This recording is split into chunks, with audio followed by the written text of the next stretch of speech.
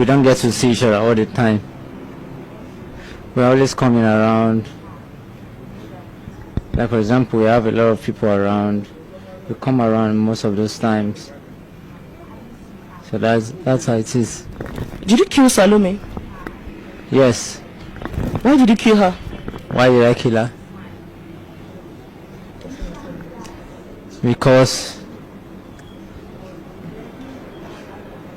if you don't have each other all the time, you don't have each other all the time. Is there a reason to kill? Why did you kill Salome? That's what I'm saying. We don't have each other all the time. Siri, call this guy for me. You are here. Siri, you talked that time. Why did you do like this? Tell us. Sometimes it's not because we don't really have each other all the time. Siri, start from where you told me you invited Salome. I invited Salome Okay. to come around once in a while. Okay. And we get to be most of the time.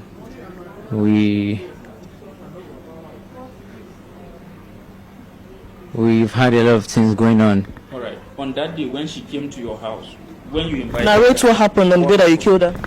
She came to my house and we're actually vibing. We're not actually vibing well.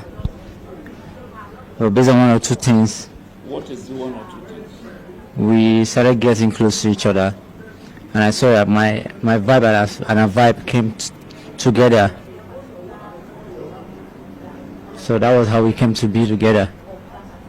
And that's how you killed her. Just tell us how you carried out, how long you planned to carry out the attack and how you executed it. It's not something I really planned on. Something that it happened on that day and it happened.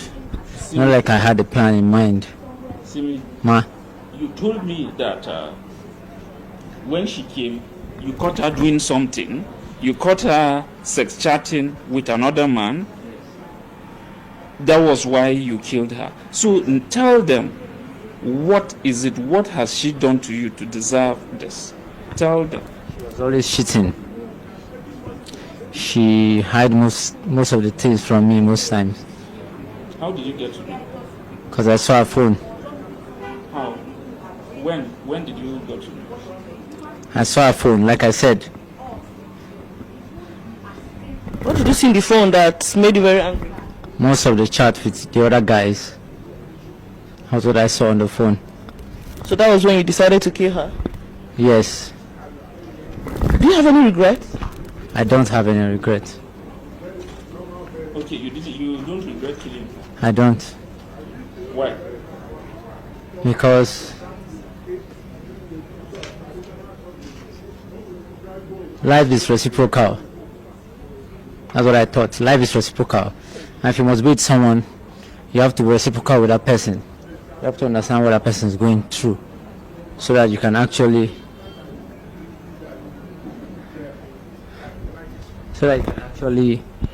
put yourself in the position that kind of person is going through. So that was why I didn't have any regret, because we were actually compatible. So that was why.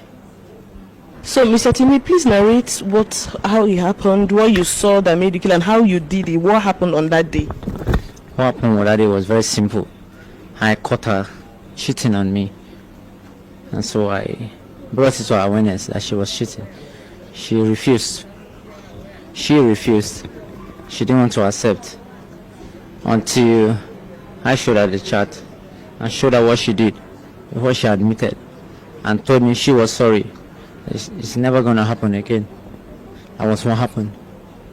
So afterwards, you now asked her to go into the bathroom. What happened? After that, I told her to go into the bathroom.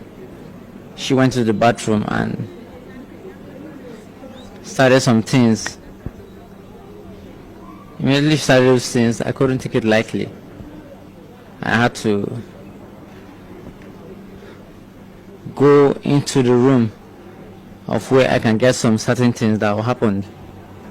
So I took the knife from the restroom and went it to her. Immediately she was lying her hand down. I held her neck and I did what I had to do, and that was it. When she died, what happened? When she died, nothing really happened. You went and took the cutlass, then what?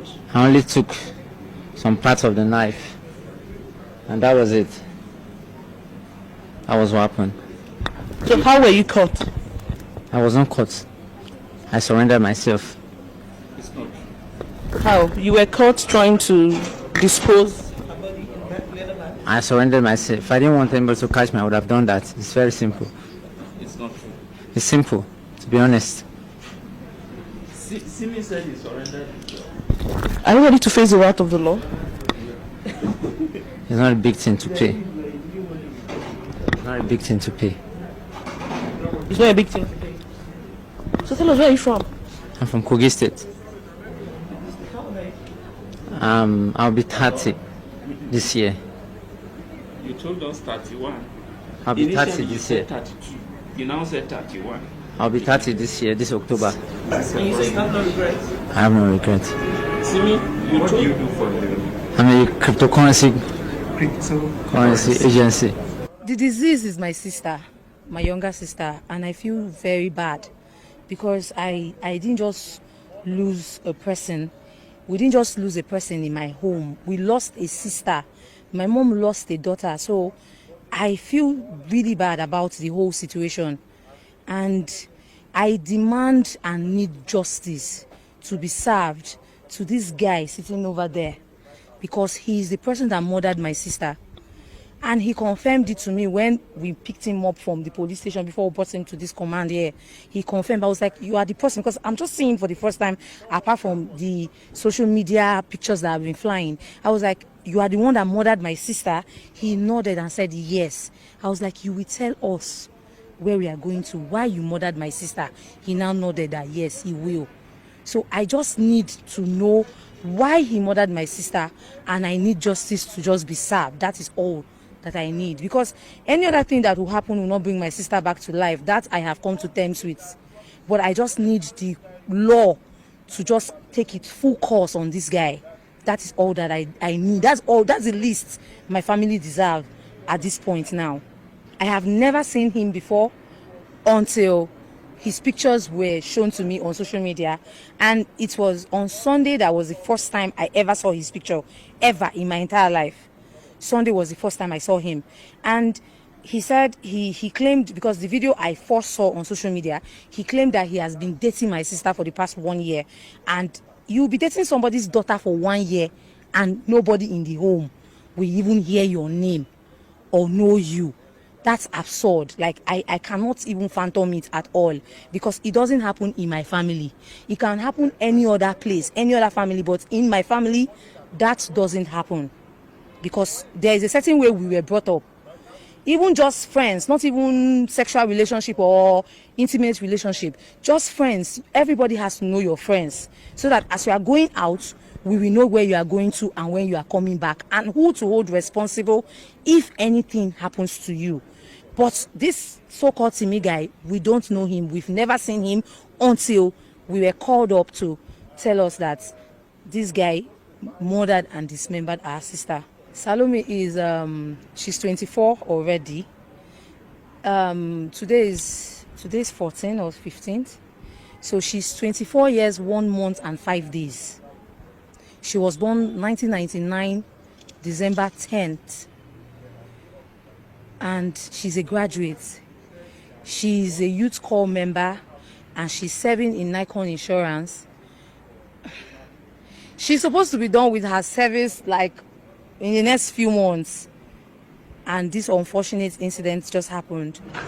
Timilenyi Ajayi. Yes, our position, the position of the family is, we discovered this through the Nigerian police, and we are expecting justice from the police. He has succeeded in destroying our daughter. Not ordinary killing, he butchered her into pieces. He cut that body into more than 50 pieces. And when you look at the whole thing, he's preparing that body for consumption, because he cut all these things and leave them in about 6 polythene bags. That is to say, if you look at where people contributed money to buy cow during festive period, and those times that the Fulanis will come to share the cow among the people that contributed for it, that is exactly what he did in his room.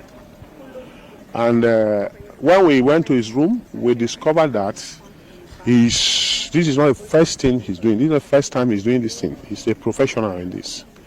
He has a place. He has a place in his room. All those kind of knife, he has them there that he used to cut and arrange. Yeah, there is a big basin there that he cuts and put inside. And in short, there are a lot of evidence that this is not even the first person he has destroyed there. And in his area there, he is known to be a fraudster. He has deceived many churches to collect their money and run away. They call him a gospel musician, but on the network I discover he's a fraudster. He has duped many people, committed a lot of crime before he landed himself in this business that he's doing now. I am suspecting him to be a human part trafficker, because the way he prepared those bodies is not meant for any other thing. It's meant for consumption. He cleaned it up for consumption. And also, I want to commend the effort of the DPO of New Karishi Division. He did tremendously. I was shocked at his effort in this thing. He started this work without anybody of the family being there to fuel him, to pay for paper for case. All this, he didn't look for me for anything. When the call comes that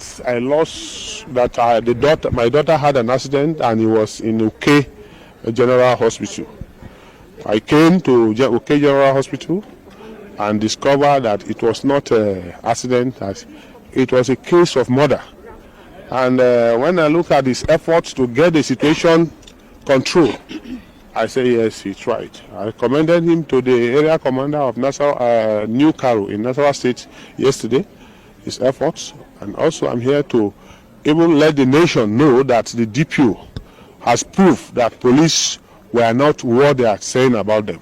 And I am also looking forward to see a good result from his superior as we are handing over this case to the Commissioner of Police of Nasarawa State.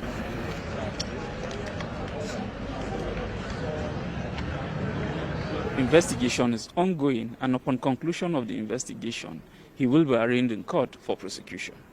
I want to assure the family and members of the public, or we are calling on members of the public who might have any complaint against the suspect, to come forward with their complaints, and it will be looked into and investigated.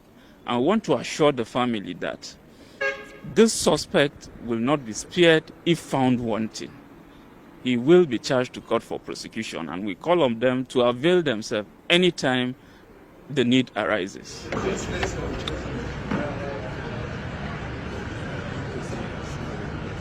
Mm.